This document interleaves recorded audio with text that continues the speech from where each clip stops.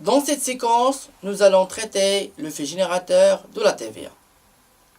Le fait générateur est l'événement qui entraîne l'exigibilité de l'impôt ou de la taxe suite à la réalisation des conditions requises pour son paiement. Pour la TVA, le fait générateur est le moment qui donne naissance à sa récupération.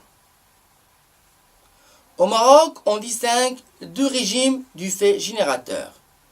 Le régime de droit commun, ce qu'on appelle aussi régime de l'encaissement, et le régime d'IBI, ce qu'on appelle aussi régime facturation, qui est un régime optionnel.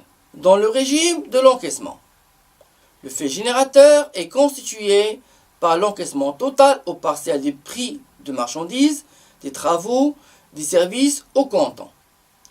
En vertu de ce régime, la TVA facturée est calculée sur le montant effectivement encaissé. L'encaissement du fournisseur représente le décaissement du client et par conséquent, la TVA est récupérable au moment du règlement. Exemple, nous avons une vente de marchandises de 10 000 dirhams, dont 6 000 dirhams réglés le mois même par chèque bancaire. Donc, la TVA facturée sera calculée sur le montant encaissé qui est 6 000 dirhams. Et pour la TVA récupérable, et aussi sera calculée sur le montant réglé qui est 6 000 dirhams. Dans le régime du débit, le fait générateur intervient généralement au moment de la facturation. La TVA est constatée au moment de la facturation et donc la TVA facturée est calculée sur le montant total de la facture, qu'il soit encaissé ou non. La récupération de la TVA par le client dans ce régime doit se faire au moment du règlement, ça veut dire le moment de paiement ou au moment d'acceptation d'un effet de commerce.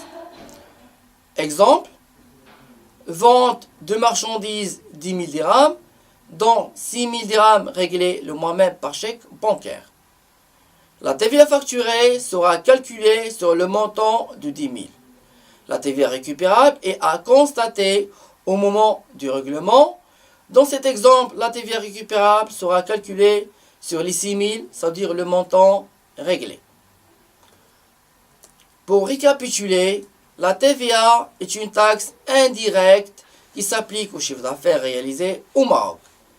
Dans le champ d'application de la TVA, nous avons des opérations qui sont taxables, des opérations exonérées et des opérations sous le régime suspensif.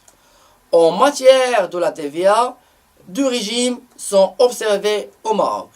Le régime de l'encaissement et le régime du débit. Le mode de calcul et la comptabilisation de la TVA due feront l'objet de la prochaine séquence.